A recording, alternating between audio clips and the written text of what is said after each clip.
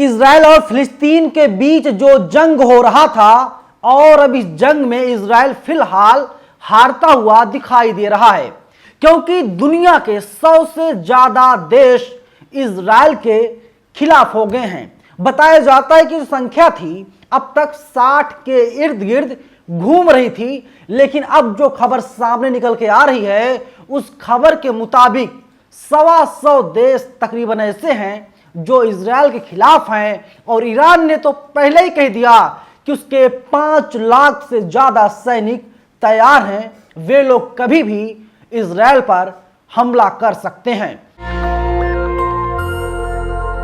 नमस्कार, मेरा नाम है नवीन कुमार नंदन और आप देख रहे हैं नेशनल दस्तक। आप सबको पता है तकरीबन 21 दिनों से इजराइल और फिलिस्तीन के बीच जंग चल रहा है।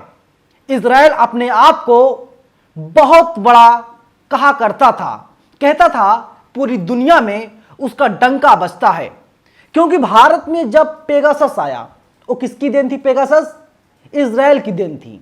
तो तमाम लोगों ने कहा इजराइल अस्त्र और शस्त्र से बहुत ही ज्यादा ताकतवर देश है, लेकिन इजराइल को लग रहा था कि फिलिस्तीन से जब वो लड़ाई करेगा, युद्ध करेगा, तो उस युद्ध में इजराइल की जीत होगी। इजराइल दरअसल गलतफहमी का शिकार हो गया था। देखिए, तमाम लोग अब ट्वीट कर रहे, रिएक्शन दे रहे हैं। एक हैं वाजिद खान, ये लिखते हैं वल्लाह हिब्रू वेबसाइट, ब्रिज कैंप के बाहरी इलाके में इजरायली सेना को विनाशकारी झटका लगा।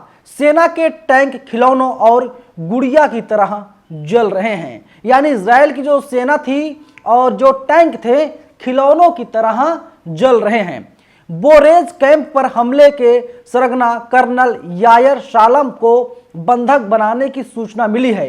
हे अल्लाह, अंसार अल इस्लाम और मुसलमानों को कामयाबी अता फरमा, अल्लाह आपका भला करे। ऐसे ट्वीट वाजिद खान कर रहे हैं। और एक बड़े मुस्लिम लीडर हैं, उनका बयान आया, मैं आगे आपको बताऊंगा। देखिए, वाजिद खान का दूसरा ट्वीट है, ये लिखते हैं इजराइल जंग हार रहा है, 100 से ज्यादा इजरायली टैंक गाजा पट्टी की ओर बढ़े।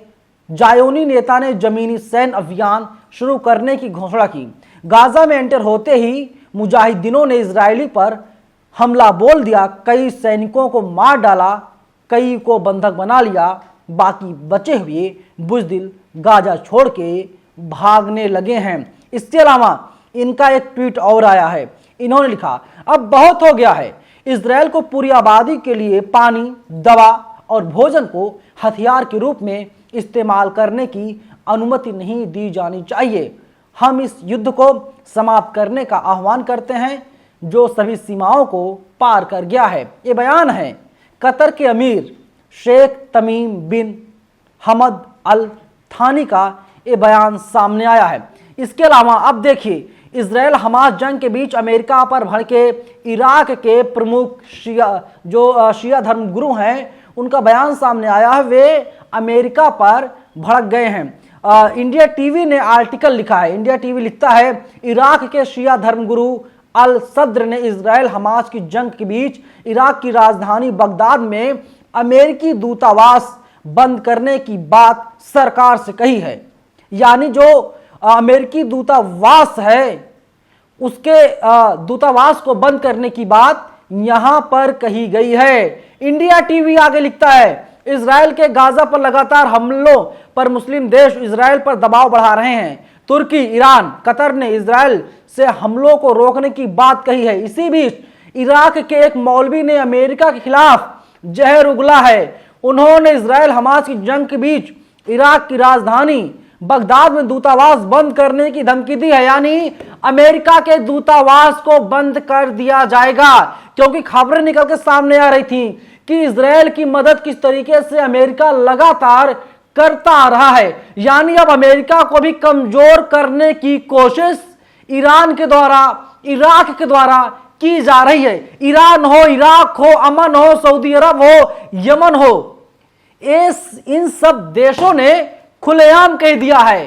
कि इजराइल अपनी हद में रहो। नेतन्याहू, आपको आखिरी चेतावनी दी जा रही है, आप अपने हद में रहिए, वरना जो कदम आप उठा रहे हैं उसका खामियाजा आपको भुगतना ही पड़ेगा। और बताया जाता है जैसे ही इस बात की जानकारी, चेतावनी नेतन्याहू तक पहुंची, इसके बाद नेतन्याहू गुस्से से आग बबूला हो उठे। फिर क्या हुआ, जब आग बबूला गुस्से से नेतन्याहू हो गए तो अपने सैनिकों को उन्होंने अलर्ट जारी कर दिया और कहा कि आप लोग सक्रिय हो जाइए, एक्टिव हो जाइए और हमला कर दीजिए फिलिस्तीन पर।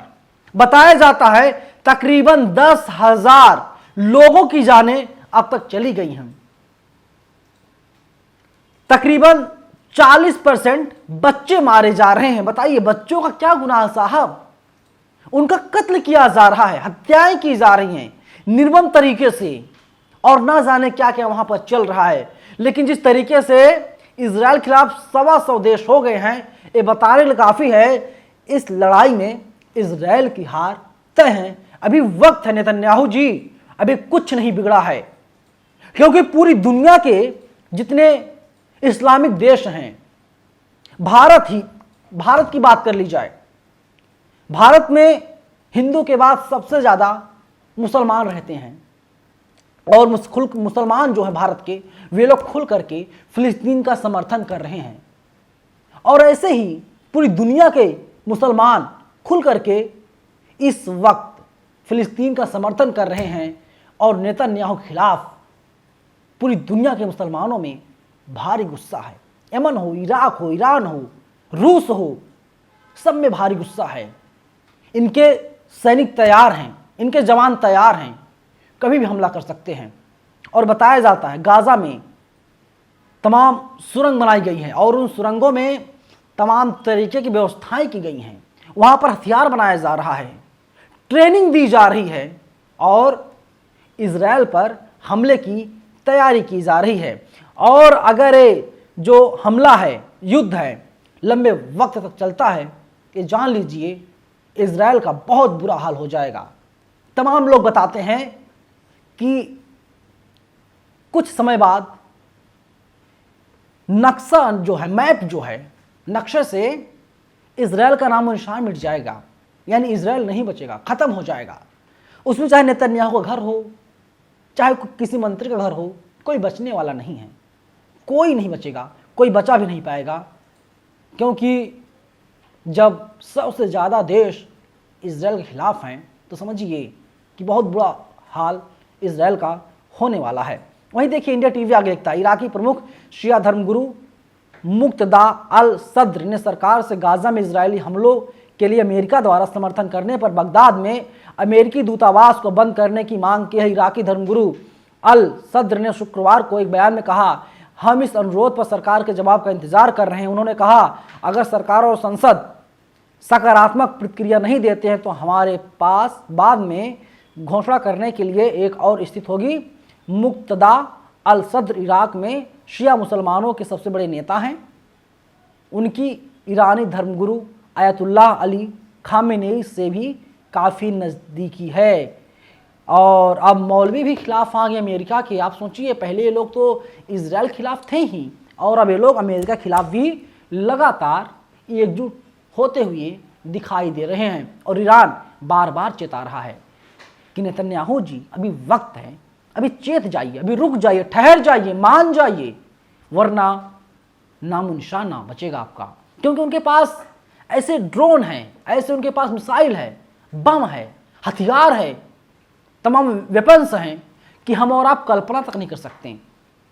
उनके पास ऐसी मिसाइलें हैं कि जो 20,000 किलोमीटर प्रति घंटे की रफ्तार से चलती हैं और टारगेट पर अटैक करने का काम करती हैं। और जहाँ टारगेट होता है वहाँ पर जब मिसाइलें अटैक करती, हमला करती हैं, सब कुछ तहस नहस हो जाता है, कोई नहीं बचता।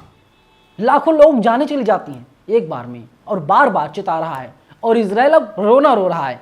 इजराइल कह रहा है कि उनके पास तो केमिकल मिसाइल है, उनके पास तो फला हथियार है। उत्तर कोरिया जो है कि मदद कर रहा है, ईरान मदद कर रहा है, इराक मदद कर रहा है। जाहिर सी बात है, आपने युद्ध छेड़ा है। नेतन्याहू ने कहा कि जो युद्ध है लंबा चलेगा, तकरीबन 3 महीने तक, तो भोगिए, झेलिए, आपको झेलना ही पड़ेगा ना साहब। इसीलिए ईरान हो, इराक हो, सऊदी अरब हो, सब लोग अभी चेतावनी दे रहे हैं, चेता रहे हैं, नेतन्याहू मान जाइए, अभी ज़्यादा कुछ बिगड़ा नहीं है, अभी तकरीबन 10,000 लोग जाने गई हैं, वरना इसका अंजाम बहुत ज़्यादा बुरा होने वाला है।